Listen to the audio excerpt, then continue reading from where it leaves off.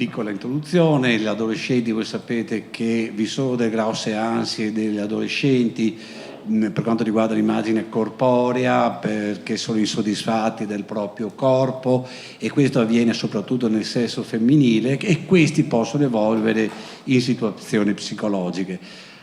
Probabilmente queste cose sono meno vissute nel maschio, perché il maschio vive i cambiamenti del corpo come un successo del gruppo, lo successo nelle performance sportive, eccetera.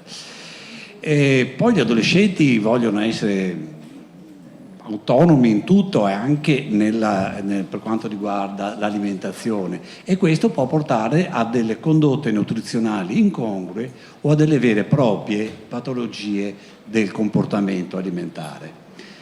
Voi sapete che l'immagine corporea dell'adolescente è veramente del tutto sballata. Il 64% per esempio degli adolescenti, secondo questo autore, si considera erroneamente in sovrappeso, e il 79% di queste addirittura si sente infelice di essere in queste condizioni.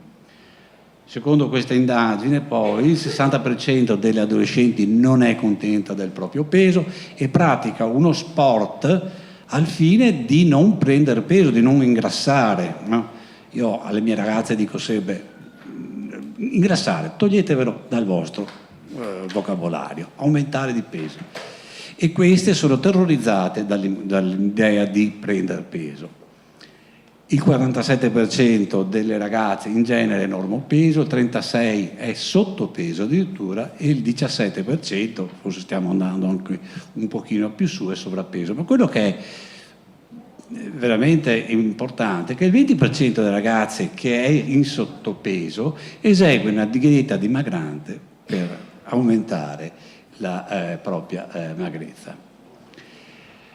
Quest'ultimo autore vediamo che è molto preoccupante, perché il 13% delle ragazze comprese fra i 18 e i 19 anni fa uso di diuretici, di lassativi o si autoinduce il vomito. Dicevamo di comportamenti non equilibrati, fra questi possiamo metterci l'alimentazione fast food, che è sicuramente inadeguata perché hanno un alto contenuto calorico, un alto contenuto proteico, di sodio, mentre hanno uno scarso contenuto in ferro, in calcio, in vitamine e fibre. Abbiamo diete vegetariane che sappiamo in adolescenza possono non essere adeguate se non ci sono degli integratori adatti, le diete vegane ancora peggio, le diete iperproteiche, crisi di bulimia, il piluccamento, eccetera, eccetera, fino ad arrivare alle vere e proprie patologie del comportamento alimentare. Questa ve la salto, anche questa perché ne abbiamo parlato, confermo il tentativo di fare delle categorie in grave, gravissima, sotto soglia, eccetera, eccetera, che aveva già postato il professor Santanastasio. A me piace ricordare che l'anoressia è una patologia di nuova generazione, diciamo, no? Forse Santa Chiara era un'anoressica, ma forse era una sceta più che un'anoressica. La prima descrizione dell'anoressia è stata fatta da un inglese, un reverendo Morton, circa 3 secoli fa, e che descrive una ragazza di 17 anni che se ne andava in giro con il suo scheletro coperto di sola pelle. E questo medico inglese racconta che questa ragazza, intuisce che questa ragazza muore per una consunzione nervosa.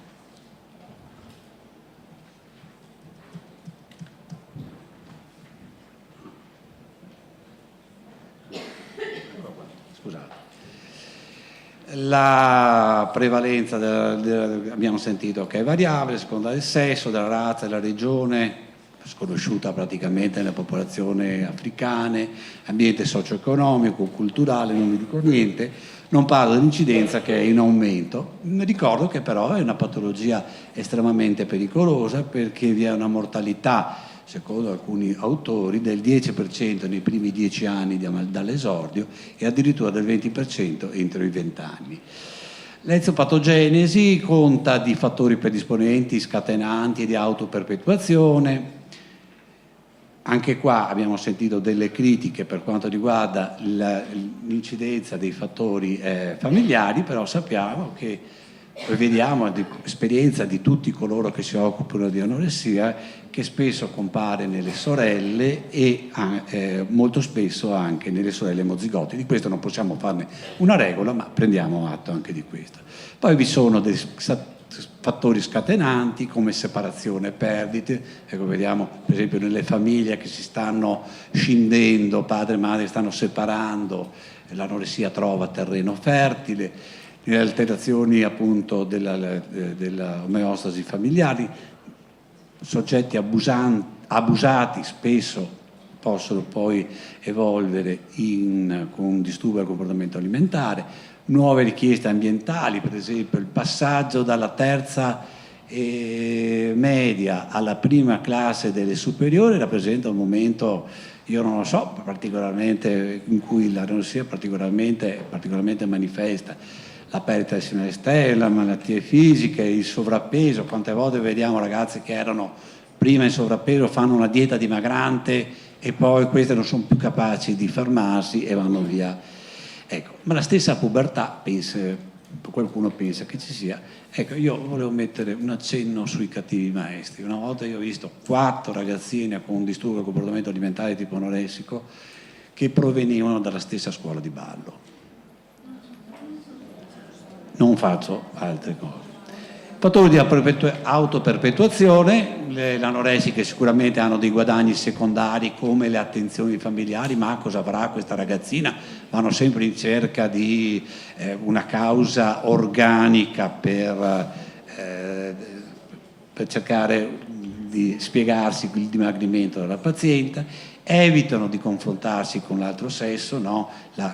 Questa mattina si parlava della diserotizzazione, no? Delle ragazze e dei ragazzi con anoressia nervosa, e poi c'è il feedback negativo del digiuno che favorisce una distorsione dell'immagine corporea ed autoperpetua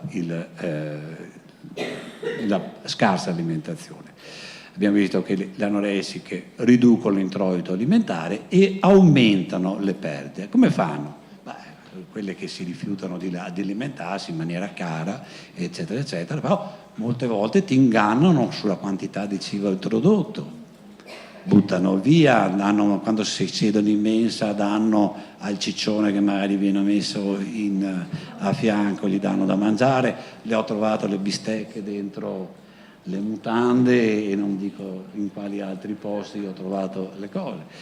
Ingannano sul peso reale, si bevono 1 litro d'acqua prima di venire al controllo ambulatoriale, si mettono gioielli pesantissimi, eccetera, eccetera. Ma chi è scaffato un po' non si fa più ingannare. E aumentano le perdite, un'attività frenetica, motoria, vanno su e giù per le scale, corrono, eccetera, eccetera, si autoinducono il vomito e possono fare uso di lassativi e clisteri, ma addirittura manipolano la nutrizione enterale o la parenterale. Io una volta ho trovato una che aveva una nutrizione parenterale e si era tagliata con le forbicette da unghie la flebo, che voi capite bene con quali pericoli questa ragazza abbia corso. Diagnosi differenziale non è difficile, credo che tutte queste malattie, dai tumori ipotalamici all'assorbimento intestinale, l'ipotiroidismo, l'iposurrenalismo, non siano difficili da diagnosticare. L'ipertiroidismo hanno caldo, mentre l'anoressica ha freddo, quelli che hanno una patologia organica dicono di star male, mentre le ragazze con anoressia tutto sommato sono contente dell'aspetto che hanno, dicono di non avere nessun problema, eccetera, eccetera.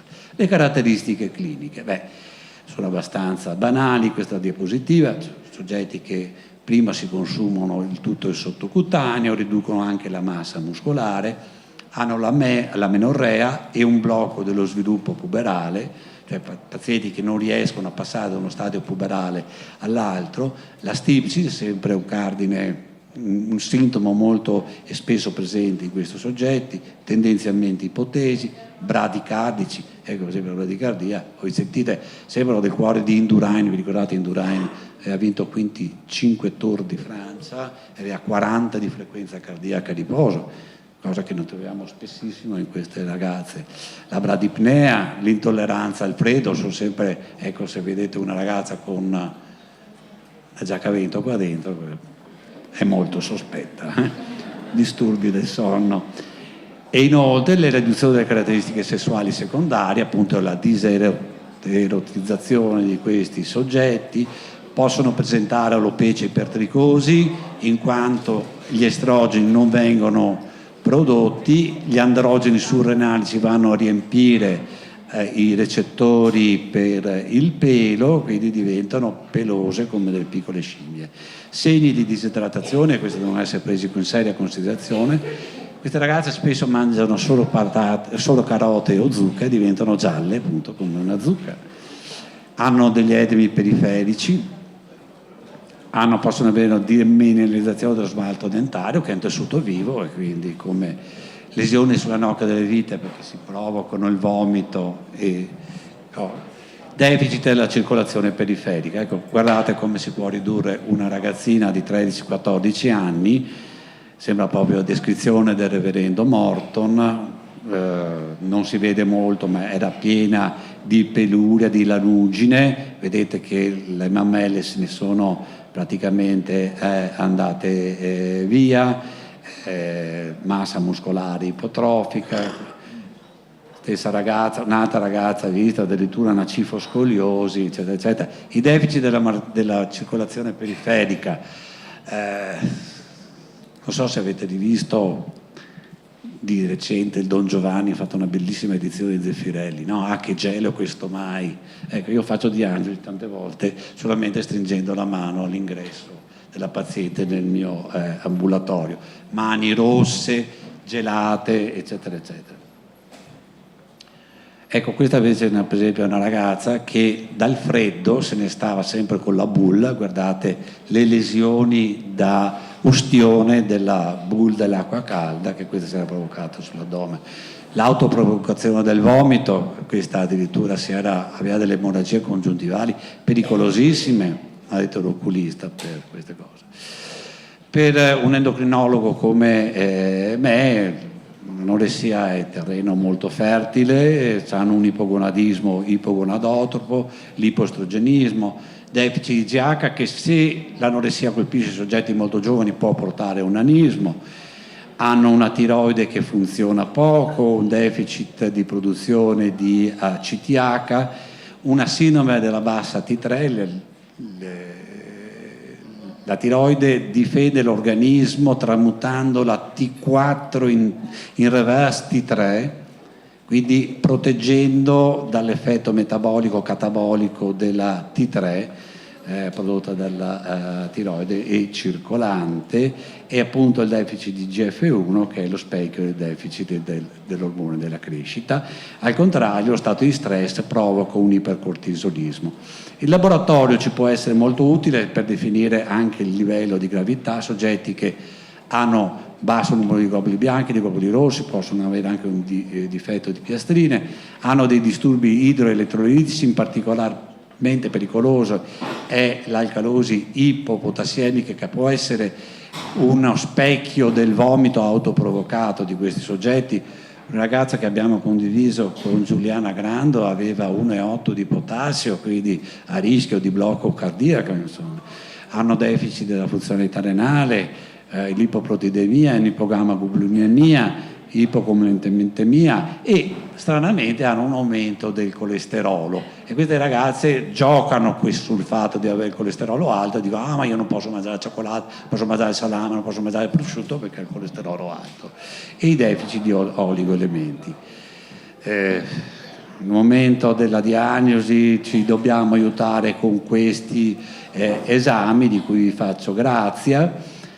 E veniamo un attimo a alcuni accenni di pediatria, perlomeno di terapia, vediamo per quanto riguarda le pazienti pediatriche. Io ribadisco che è una patologia di vostra competenza, quindi il neuropsichiatra e lo psicologo devono inquadrare il paziente e organizzare una psicoterapia che, ribadisco qua, territoriale, cioè deve essere vicina a casa della paziente, perché se noi pensiamo di mandare la paziente a Milano da Venezia, sicuramente questa ha perso.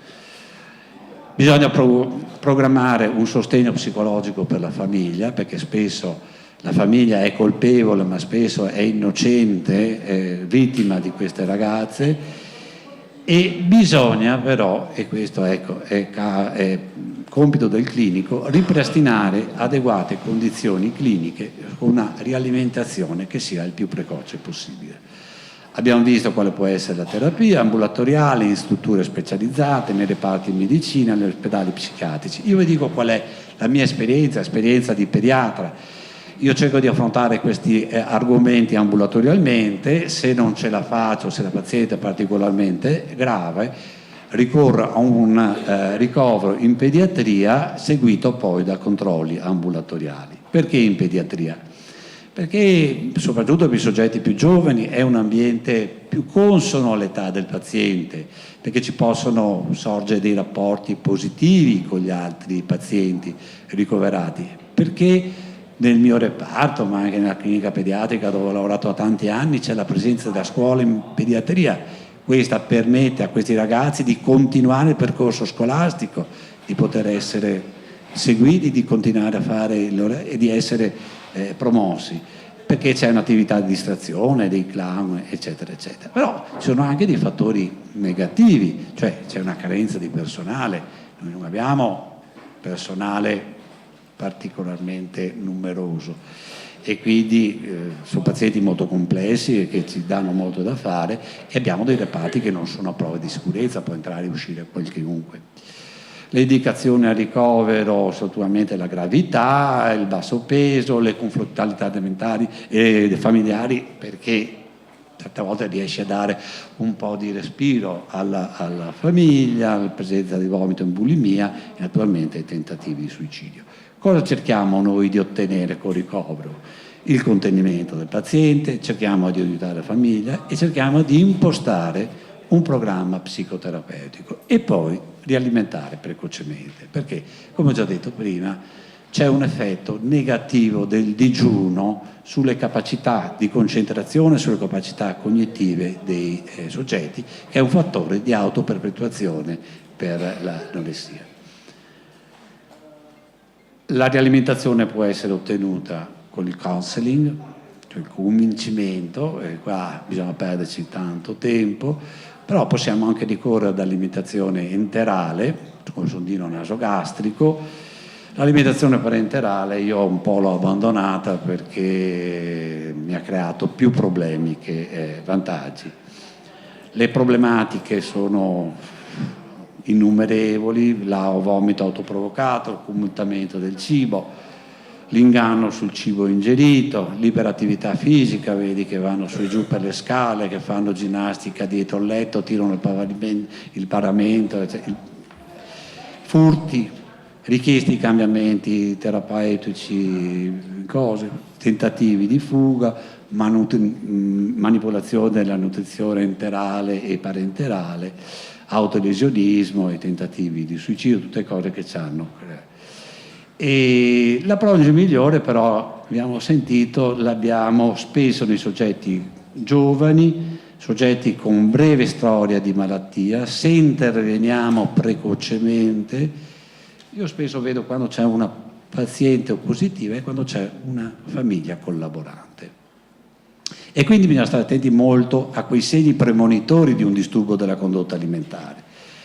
Quando per esempio una paziente adotta una dieta associata a valori di peso sempre più bassi, quando c'è una dieta associata a un atteggiamento critico nei confronti del cibo, quando c'è una dieta associata a un isolamento sociale, pazienti che non vanno più fuori con gli amici, che perdono il gruppo, eccetera, eccetera, la dieta associata a menorrea, quando vi sono delle condotte di eliminazione,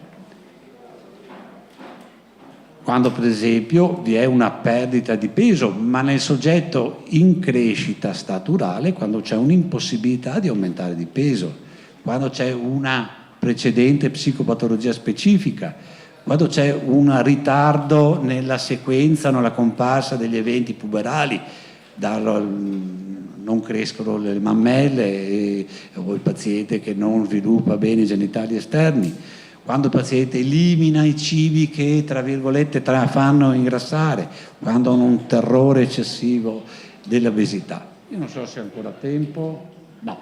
Allora andiamo avanti. Cosa portare a casa? Che l'anoressia mentale è una malattia cronica che spesso ha delle ricadute, quindi non possiamo mai lasciare stare queste pazienti, seguirle a lungo nel tempo e quindi organizzare dei controlli e mantenere dei contatti anche in caso di cosiddetta guarigione della paziente, e indagare molto sul vissuto del paziente, indagare se ci sono delle psicopatologie specifiche, i casi che avevo presentati, anche se indagare sull'abuso sessuale del paziente. Occuparsi in anoressia in un reparto vuol dire creare un team multidisciplinare in cui ci sia presente un internista, uno psicologo, magari un neuropsichiatra, la dietista, gli insegnanti e quante altre persone possono intervenire. Individuare un team leader, il quale deve offrire una presenza costante in reparto.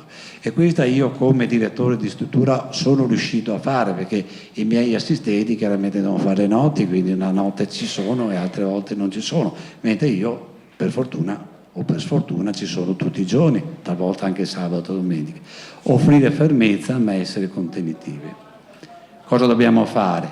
Dobbiamo cercare di ottenere una dieta adeguata, qualitativamente e progressivamente, regolare il contatto con i genitori che devono sparire quando il paziente mangia, che non portino cibo da casa, che evitino i cibi light, qualità dei condimenti non personalizzata, devono mangiare come tutti gli altri e bisogna controllarli, e questo costa molto, ai pasti e dopo ai pasti.